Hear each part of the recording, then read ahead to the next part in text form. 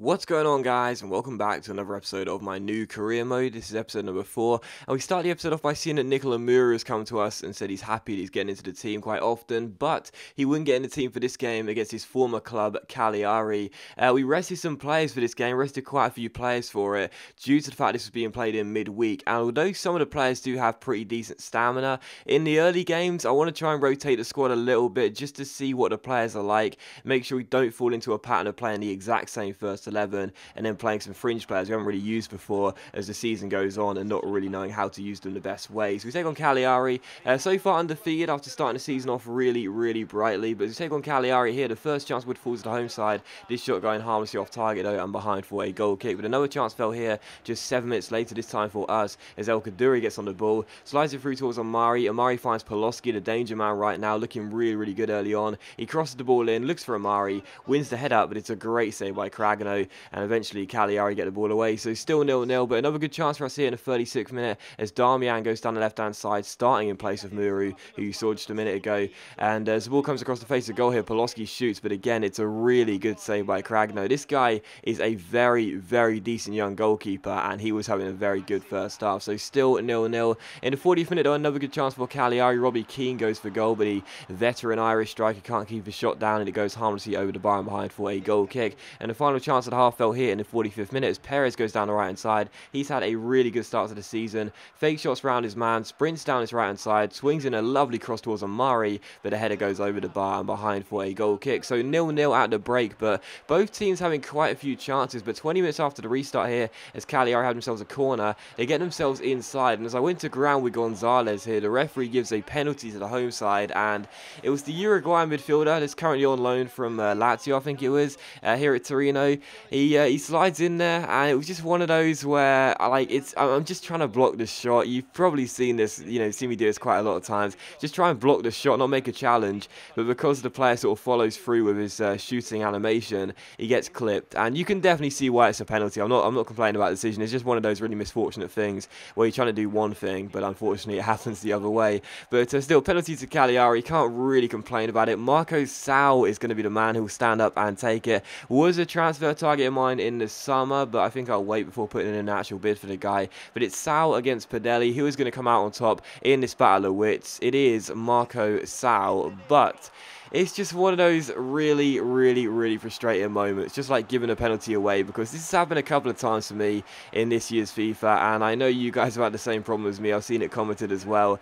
It's so frustrating, but when the chip goes down the middle, you press up on the stick, you expect your goalkeeper to save it, yet instead he falls backwards. I don't know why exactly this is. I never used to have a problem with this in previous FIFAs, but now for some reason, when you press up on the stick, sometimes the goalkeeper will catch it, but oftentimes he'll just fall backwards in a comical fashion. I've been told it's because the chip isn't dead central, so you'd actually have to go to one of the sides to save it, but I'm not really sure if that's right. Even so, it's a ridiculous animation from the goalkeeper. How on earth, whether I press up on the stick or not, you still expect him to save it. But even so, Cagliari take the lead courtesy of that penalty, and Marco Sau makes it 1-0. In the 74th minute, Vives tried to equalise here and does end up hitting the bar. This deflected shot hits the woodwork and eventually Cagliari clear. And another good chance for us here to equalise as Martinez finds Bernardeschi. He plays that through towards Amari. Amari runs at Diakite here, keeps hold of that ball, gets past the centre-back, nice couple of ball rolls there, goes through one-on-one, but again, it's a good save by Cragno, who was having a really good game between the sticks for Cagliari. So still 1-0 from the corner.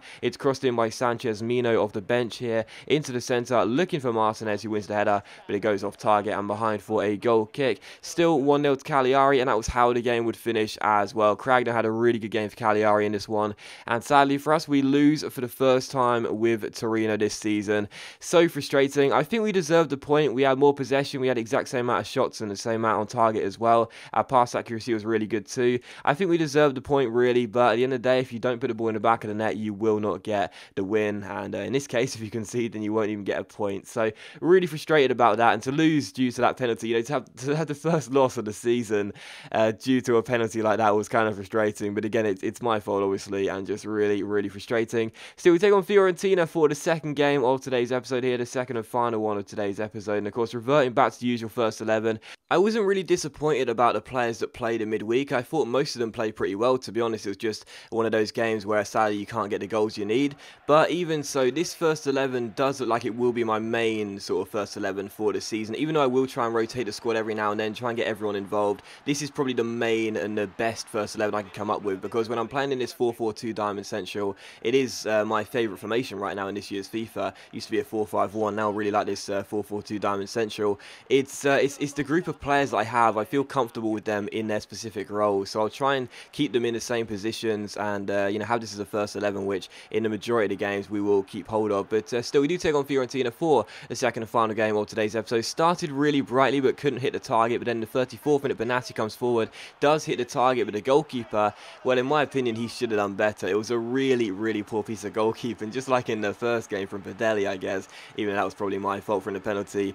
The goalkeeper for Fiorentina, Nato, he makes the save, which is good to deny Benassi, but he just pats it down straight into the path of Gabbiadini, and he's got a, such an easy task there to head the ball past the goalkeeper who isn't set, and he does score his first goal in a Torino jersey since joining from Napoli. So Manolo Gabbiadini makes it Torino 1, Fiorentina 0. Delighted with that, but the goalkeeper, in my opinion, should have done much better. In the 41st minute, though, another good chance for Gabbiadini here to get his second goal of the game, as he has a free kick here 26 yards out. He strikes it, but it's a really good save by Nato, and the Brazilian goalkeeper turns it behind for a corner. So good save there, and it's still 1-0. In the 41st minute, though, we cross the corner in, which we just won there. It's missed by everyone. Florenzi finds Balessi, who strikes it, takes a deflection, and again it comes back to him, gets two bites to the cherry, and this one is just off target and goes agonisingly wide and just behind for a goal kick. So still 1-0, but to be honest, it was a game in which we sort of controlled from the first minute. We looked really strong. And in the 58th minute here, as Florenzi gets on the ball, plays it through towards Benassi. Benassi slides it inside towards Baselli, who shoots and finds the bottom corner and makes it Torino 2, Fiorentina 0. So nice couple of little passes inside, and Baselli, also a new signing this season, celebrates with Gabbiadini as those two get their first goals in a Torino shirt in the same game. So really nice little pass inside there, and a really good finish by Baselli as he picks out the bottom corner and makes it Torino 2, Fiorentina 0. So 2 goals up in this game, and to be honest, we were playing very well indeed. And as I said a minute ago there, we were controlling the game pretty much right from the off, looking really good. Our pass accuracy was pretty high. We barely gave the ball away, to be honest, as Baselli goes for goal from range here, almost scores his second with a really nice strike, but it was still 2-0. In the 78th minute, though, Fiorentina come forward looking for a route back into this game, but this header goes just wide of the post and behind for a goal kick, so still 2-0. And from the goal kick, we pass out from the back, as we will be doing usually, as Padelli plays it inside towards Darmian off the bench. He picks out Engels, also off the bench here, and the Belgian centre-back finds Maximovic, now wide towards Perez. Just passing the ball, really nice, incisive, quick passing, keeping hold of that ball, not giving it away to the opposition. Nice ball out wide towards Perez here, really good chance to make it 3-0 as he cuts inside with a fake shot, picks out Poloski, one more pass inside towards Gabbiadini, and Gabbiadini gets his second goal of the game to make it Torino 3, Fiorentina 0. And I thought that was a really nice goal. Lovely passing build-up, not giving the ball away, and what I liked about it as well was it was one extra pass as well. Poloski this season already looking really good. He could have shot that ball, but he thought, nope, I'm going to be part of this team, not go for goals every single time I got the ball inside the area. Offloads it towards Gabbiadini, and he makes it Torino 3, Fiorentina 0. So 3 goals up in this game, 2 goals for Gabbiadini. And in the 86th minute here, Perez plays it inside towards Poloski. Poloski keeps hold of the ball, plays it back out wide towards Perez here. Perez back inside to Poloski, back heels to Baselli. Baselli then strikes as well. Good save by Nato, and Darmian should have turned in the rebound, but his header hits the side net and goes behind for a goal kick. And it was how the game would finish as well. Torino 3, Fiorentina 0. So a fantastic way to bounce back after our first defeat of the season against Cagliari. A really solid 3-0 victory there, and as you can see by the stats, a much deserved one as well. The pass accuracy said it was 71%, which, as you would have seen by the gameplay, is just rubbish. This year, for some reason, the stats, and I think that FIFA has always had a problem with this, the stats don't always reflect exactly what happened in the game. Sometimes you'll have shots on target, yet they won't register. Sometimes pass accuracy will seem low, like in that game, 71%, when it was actually really high. I know that for sure. Must have been close to the mid-80s or high 80s at the minimum, I would have said. We were fantastic in that game, keeping hold of the ball. But even so, the fact of the matter is, you saw it in the gameplay, we deserved a win massively. We played really well, and I was very pleased with how we did that. And as you can see, we have a squad report as well to end the episode off. A reminder, squad reports will be shown at the start of every single in-game calendar month. So you can see how the players are doing after their first couple of months here at the club. Most of them looking really good already, with a couple of +1s and a few attributes. There are a couple of players that I'm going to be a little bit concerned about and have to keep a close eye on their development. moment, particularly Florenzi and also Balanta as well. Don't know why, but I've got a feeling those two might be locked for potential. I hope that's not the case, but we'll have to wait and see. And also look at the league table as well. 5 games in, 4 wins, and of course that 1 defeat. 12 goals scored already, only 3 goals conceded. We've got 12 points, we sit in second place. Long way to go, obviously, but where do you think we'll finish this season? Let me know in the comments and let me know. But that does it in the episode, guys. So as always, a big thank you for watching the video. Really hope you have enjoyed it. If you have enjoyed the episode, then please do leave a like, and I'll see you for the next episode of Career Mode very soon.